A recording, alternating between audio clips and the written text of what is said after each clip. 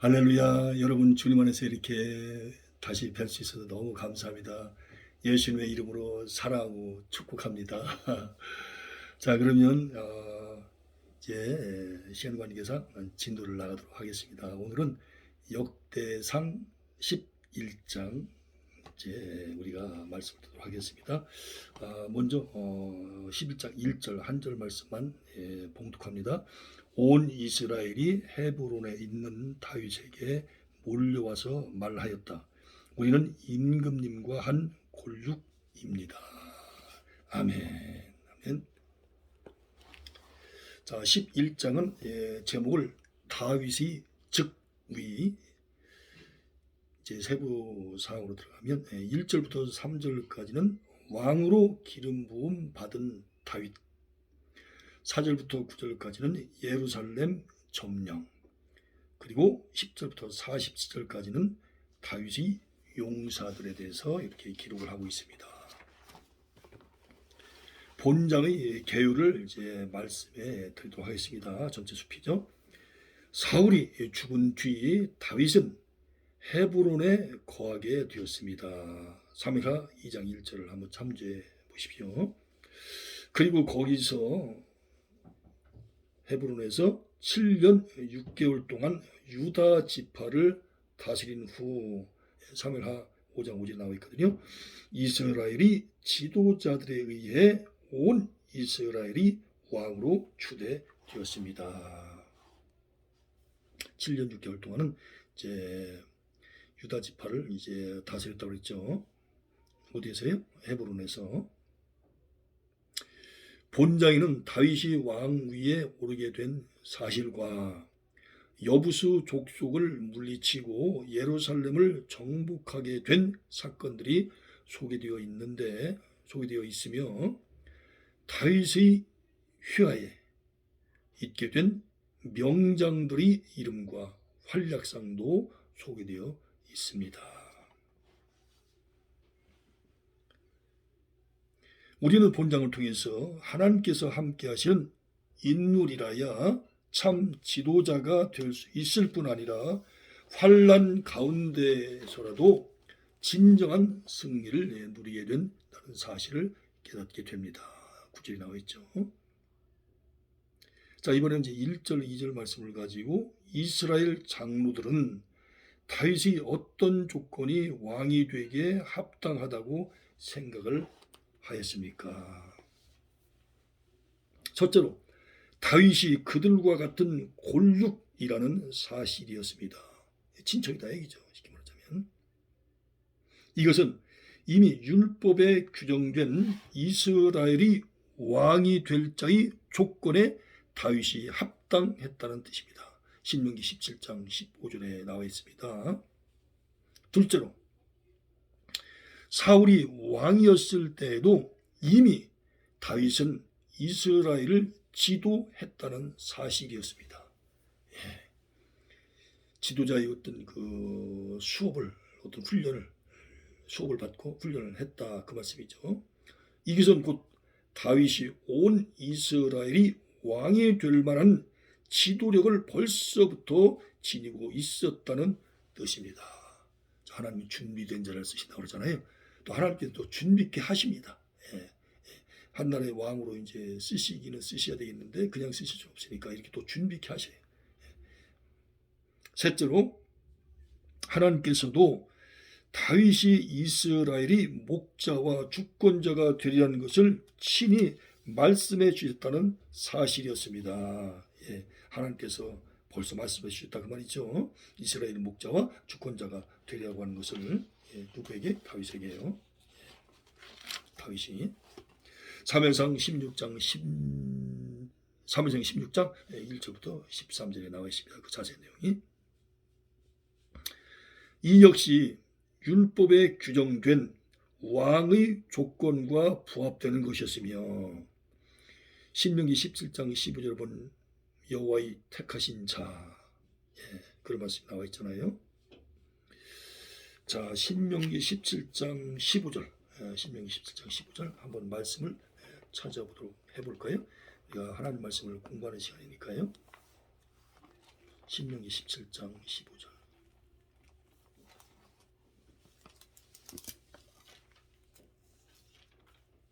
신명기 17장 15절. 자, 제가 시력이 나쁘다 보니까 이렇게 돋보기를 가지고 제가 본다고 했습니다. 글씨가 워낙 작다 보니까 저는 지금 성경전서 표준 세번역 개정판을 이렇게 봅니다. 예. 신명기 17장 15절. 자, 당신들은 반드시 주 당신들이 하나님이 택하신 사람을 당신들 위에 왕으로 세워야 합니다. 당신들은 결례 가운데서 한 사람을 왕으로 세우고, 자, 결례가 바로 골육이죠. 골육 가운데서 한 사람을 왕으로 세우고 같은 결의가 아닌 외국 사람을 당신들이 왕으로 세워서는 안 됩니다. 하나님의 선민 가운데서 택하라고 말이죠. 자, 이렇게 하나님께서 말씀을 통해서, 율법을 통해서 하나님께서 택하신 사람을 이제 세우라, 이렇게 말씀하셨다는 말씀입니다. 그 말씀에 근거해서 지금 다윗이 이제 이스라엘의 왕이 된다, 그 말이죠. 특히 다윗이 지도력이나 백성들이 신망과 같은 인간적인 조건뿐만 아니라, 그러니까 인간 편에서 볼 때도 훌륭한 분이시다, 그 말이죠. 하나님의 선택과 뜻이라는 신앙적인 조건도 구비하고 있었다는 의미입니다. 자, 그러니까 왕으로 세움받을 때 첫째는 하나님께서 선택을 하셔야죠. 그리고 하나님의 그것이 뜻이니까요. 하나님의 선택과 뜻 굉장히 중요하죠. 그리고 인간 편에서 볼 때도 존경받는 사람이 돼야 된다는 거예요. 준비가 된 사람이 돼야 된다, 그 말씀이죠. 아무나 한 나라의 지도자가 될 수 없다. 굉장히 중요한 말씀이죠. 자, 이번에 이제 3절 말씀을 가지고 다윗이 왕으로 옹립되는 대관식의 광경은 어떠했는지 한번 알아보도록 하겠습니다. 다윗이 왕으로 옹립되는 대관식의 광경은 어떠했는가, 그걸 좀 알아보겠다, 그 말씀이죠. 이스라엘의 모든 장로들이 다윗 앞으로 나왔습니다. 누가 나왔다고요? 이스라엘의 모든 장로들이. 그리하여 다윗은 여호와 앞에서 그들과 언약을 맺게 되었습니다. 자, 누구 앞에서 언약을 맺었다고요? 하나님 앞에서 장로들과 함께 언약을 맺었다. 이 언약은 다윗 편에서 볼 때 백성들을 잘 보호하며 성실히 다스리겠다는 것이었습니다. 백성들을 잘 보호하며 성실하게 다스리겠다. 백성들 편에서 볼 때는 다윗에게 충성과 헌신을 다할 것을 다짐하는 것이었어요. 굉장히 중요한 말씀이죠. 왕의 입장에서 볼 때는 백성들을 잘 보호하고 성실히 다스리겠다. 자, 또 다스림을 받는 백성들은 왕을 향해서 어떻게 한다고요? 충성과 헌신을 다할 것이다. 언약 후에 장로들은 다윗에게 기름을 부어 왕을 삼게 되었는데, 이것은 다윗의 세 번째 기름 부음입니다. 자, 참조는 사무엘상 16장 13절, 사무엘하 2장 4절을 보시면 됩니다. 이미 사무엘 선지자를 통해서 자신이 온 이스라엘이 왕이 되리라는 사실을 알았고, 누가요? 다윗이. 기름 부음마저 받았던 다윗은 사무엘상 16장 13절 나와 있습니다. 참으로 숱한 역경과 죽을 고비를 넘긴 끝에 드디어 영광의 자리에 오르게 된 것입니다. 자, 한 나라의 왕이 된다고 하는 것은 결코 쉽게 되는 것이 아니다.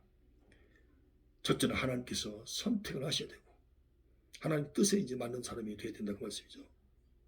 둘째는 사람 편에서도 볼 때 인정을 받고 본인 자신은 또 준비된 자여야 된다는 거예요. 그러면서 한 나라의 지도자가 되려면 수없이 많은 이제 역경을 거쳐야 된다. 출고비를 넘게 된다. 또 빼놓지 말아야 할 것은 사무엘 선지자를 통해서 자신이 온 이스라엘의 왕이 되리라는 사실을 알게 했던 사실 아니겠습니까? 예. 하나님께서 이렇게 하나님의 종인 사무엘 선지자를 통해서 왕이 될 다윗에게 미리 이렇게 알려주십니다. 마찬가지로 성도들은 이미 하나님의 자녀로 인침을 받았으나 이 세상을 살아가는 동안에 때로는 많은 환난과 고통을 당하게 됩니다.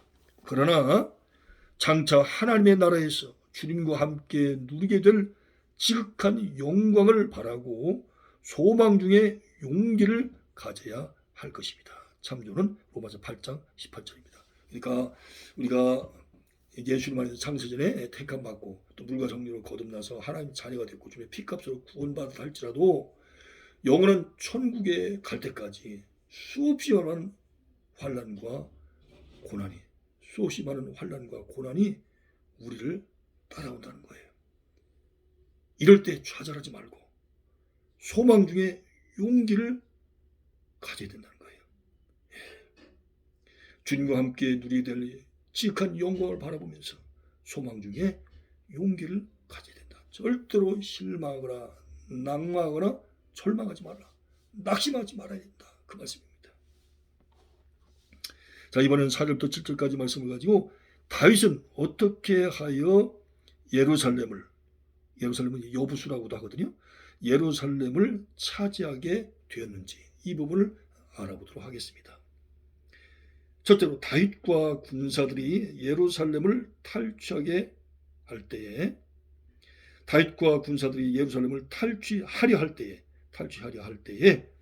그곳 사람들은 소경과 절뚝발이라도 다윗을 물리칠 수 있으리라고 다윗을 조롱을 했습니다. 비웃었다고 말해요. 사무엘하 5장 6절에 나와 있거든요.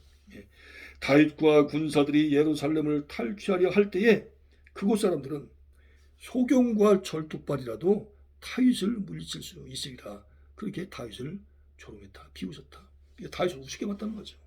그런데 이와 같은 조롱은 다윗에게 커다란 도전이 되어서 오히려 예루살렘을 꼭 탈취하겠다는 결심을 갖도록 하였습니다. 우리가 이제 세상 말로 말하면 오기가 발동했다고 그러죠. 요것들 봐라. 니들이 나를 우습게 알아? 내가 절대로 우습게 보이지 않도록 하겠다. 너희들 절대로 가만 놔두지 않겠다. 반드시 너희와의 싸움에서 내가 이기고 말겠다. 그러면서 그냥 이를 가를 수도 있잖아요. 절대로 가만 안 있겠다. 하여튼 두고 봐라. 너희 말이 맞나? 내가 하는 행동이 맞나? 너희 말대로 안 될걸. 그래야 다윗은 군대 장관의 자리를 보상으로 내어걸고 여부수 족을 치도록 부하들을 독려하였습니다. 힘을 북돋아주고 격려했다고 말했죠. 뭘 보상으로요? 군대 장관, 우리나라로 말하면 국방부 장관, 군인 중에서 가장 높은 자리. 하여튼 가장 싸움을 잘하는 사람, 그 사람에게 내가 이 국방부 장관 자리 줄 테니까 싸워볼 사람 있냐? 너더라도 제가 가겠습니다. 이에 항상 그 용기 있는 사람이 앞서 나가지 않습니까? 누가 나왔어요? 그 유명한 요압 장군. 요압 장군. 이에 요압이 맨 먼저 올라가 그곳을 점령하게 되었습니다. 바로 이때부터 예루살렘은 이스라엘이 왕도가 되었다.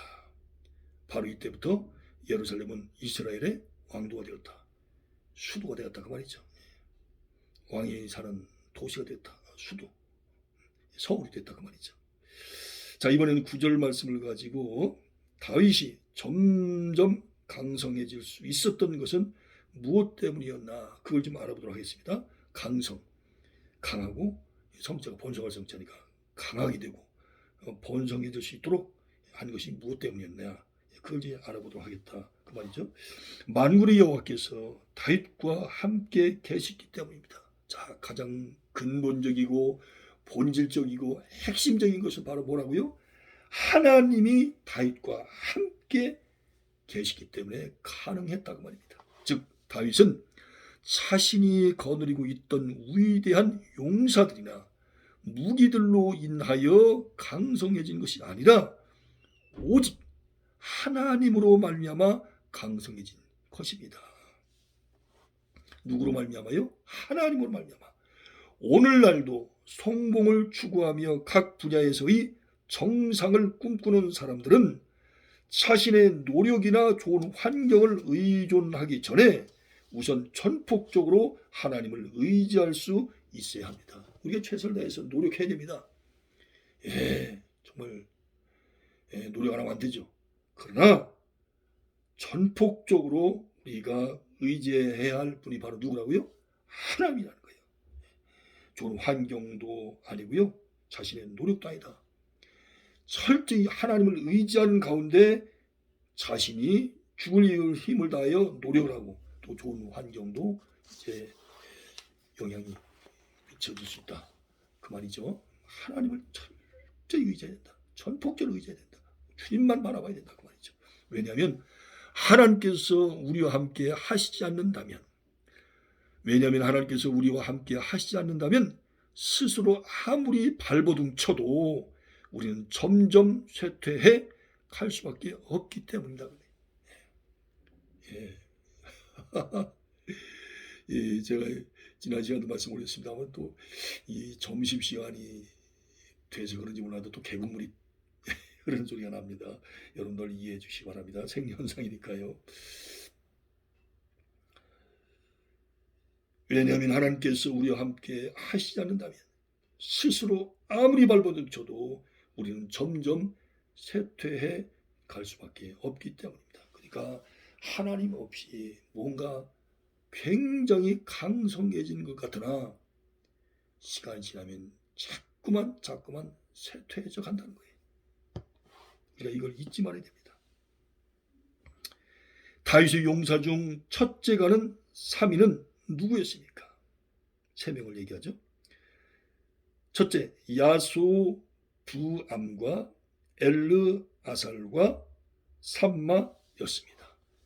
야소부암, 엘르아살, 삼마. 사무엘하 23장 8절부터 12절을 한번 참조해 보십시오.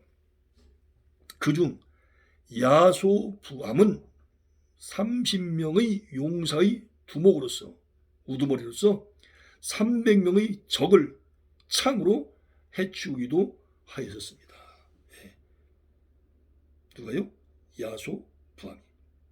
이들은 온 이스라엘 백성으로 더불어 다윗을 도왔던 자들이며 특히 다윗으로 하여금 왕이 되게 한 자들이었습니다. 10절에 나와 있습니다. 특히 다윗으로 하여금 왕이 되게 한 자들이었다. 자, 이번에는 15절부터 19절까지 말씀을 가지고 다윗이 아둘람 굴에 피신해 있을 때에, 아둘람 굴 너무나 유명하죠. 아둘람 굴. 다윗이 아둘람 굴에 피신해 있을 때에 제2급에 속한 세 용사들이 그를 위해 한 일은 무엇이었습니까? 첫째, 자기 고향 베들레헴 성문 곁의 우물물을 마시고 싶어하는 다윗을 위해 그들은 목숨을 내어 걸고 블레셋 진영을 통과하여 물을 길어 왔습니다. 18절, 그리고 사무엘하 23장 13절 17절 나와 있습니다. 13절부터 17절에 다윗이 굉장히 목이 많았던가 봐요. 물 좀 줘라. 그랬더니 세상에 블레셋 땅까지 가가지고 거기서 물을 길러 온 거예요. 물을 길어 온 거예요. 이건 생명을 걸고 하는 거 아니겠습니까? 죽음을 각오하는 거예요. 그러니 이 물을 봤을 때 얼마나 다윗 입장에서 목은 마르지만 미안하고 죄송하고 그런 마음이 들지 않겠습니까? 보통 물하고 다르잖아요. 이 일은 다윗을 무척 감동시켰어요. 예, 감동 받을 수밖에 없죠. 예, 세상에 목숨을 걸고 물을 떠왔으니까 누군들 감동을 안 할 수 있겠습니까? 저라도 감동. 아니, 이 방송을 시청하시는 여러분들 당연히 감동 안 되시겠습니까? 저도 마찬가지예요. 따라서 다윗은 그 물을 부하들이 피처럼 생각하여, 야, 이것은 물이 아니다, 이것은 부하들의 피다, 피처럼 생각하여 결코 자신이 마시지 않았습니다. 마실 수 없겠죠. 아무리 목이 말라도. 이걸 갖다가 어떻게 했다고요? 하나님께 부어드렸어요. 역시 다윗의 신앙은 아름답습니다. 대인관계도 아름답고요. 이 같은 모습은 왕과 신하 사이에 뜨거운 사랑이 교차되는 관계입니다. 이러니 왕이 백성들을 사랑하지 않을 수 없고, 백성들이 왕을 전심전력을 다해서 충성하고 사랑하지 않을 수 없는 거예요. 그러니 나라가 잘 될 수밖에 없죠. 이러니 성도들이 예수 그리스도께 순종할 때에도 자신의 안일함과 쾌락을 다 버리고 때로는 피 흘리기까지 헌신해야 하는 것입니다. 여러분, 다윗 왕은 바로 누구를 예표한다고요? 예수 그리스도. 이스라엘 백성들이 이렇게 다윗 왕 위하여 물을 떠올 때 자기 생명까지로도 내걸고 물을 떠서 다윗 왕에게 바쳤듯이, 우리도 예수님의 예표는 왕에게 이스라엘 백성이 하는 것처럼 우리들도 천국 갈 때까지, 아니 영원토록 주님을 위하여 정말 목숨을 걸고 사랑하고 마음과 뜻과 성품 다하여 내 이웃을 내 몸같이 사랑하고 주 하나님을 사랑하고 내 이웃을 내 몸같이 사랑하라고 말씀하신 것처럼, 예수님을, 하나님을 정말 마음과 뜻과 목숨 다하여 사랑하고 말씀하신 것처럼, 사랑하고 말씀하신 것처럼 우리도 그 말씀대로 순종해야 되지 않겠습니까? 그리고 내 이웃도 내 몸같이 사랑하라고 말씀하시지 않았습니까? 오늘 이 역대상 11장, 특별히 이 뭡니까, 다윗 왕이 이제 온 이스라엘의 두 번째 왕이잖아요. 이스라엘 두 번째 왕인데 2대 왕이잖아요.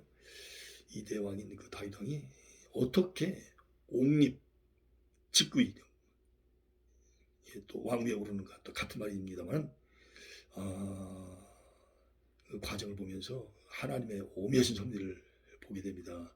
그냥 내가 왕이 되고 싶다가 되는 것이 아니고 하나님께서 이미 율법을 통해서, 말씀을 통해서 말씀하신 대로 됐다는 거, 굉장히 중요한 말씀이죠.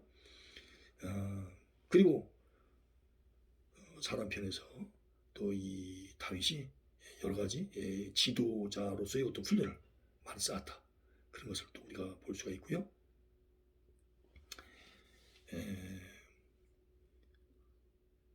백성을 잘 다스릴 수 있도록 하나님 앞에 기도하고 늘 그런 자세로 살아갔던 이 다윗, 이런 다윗을 또 백성들이 잘 안 섬길 수 없잖아요. 잘 섬겨야 되겠죠. 그러니 나라가 강성해질 수밖에 없죠. 하나님의 축복 가운데서 이렇게 모든 일들이 잘 진행되어지니까, 특별히 이 다윗이 온 이스라엘의 왕이 되기까지 얼마나 많은 역경과 생명의 위협까지 느꼈었습니까? 수없이 많은 어떤 그런 환란의 시간들을 많이 보냈지 않았습니까? 그러니까 한 나라의 어떤 훌륭한 왕이 된다고 하는 것은 그냥 되어지는 것이 아니다. 저와 여러분들도 이 세상을 살아갈 때, 하나님의 백성으로서 사명 감당할 때, 신앙생활 할 때, 사회생활 할 때, 가정생활 할 때 많은 우리가 이제 어려움과 어떤 고난과 환란, 때로는 목숨이 위태로울 그를 지금까지 갈 수도 얼마든지 있지 않겠습니까? 그래서 저와 여러분들에게 어떤 환란과 핍박과 고난이 오는 거, 그건 당연한 겁니다. 그 고난 때문에, 환란 때문에, 어떤 핍박 때문에 절대로 기죽지 마시고, 좌절하지 말고, 낙심하지 마시고, 그리고 또 절망하지 마시고, 낭망하지 마시고, 오직 주만 바라보시고 늘 용기 있게 담대히 십자가 표토를 향해서 줄기차게 전진하면 반드시 좋은 날이 옵니다. 그리고 영원한 천국에서 해같이 빛날 것입니다. 여러분 오늘도 너무너무 감사하고 예수님 안에서 정말 사랑하고 또 사랑하고 축복합니다. 여러분 다음 뵐 때까지 건강하시고 안녕히 계십시오. 여러분 감사합니다. 고맙습니다.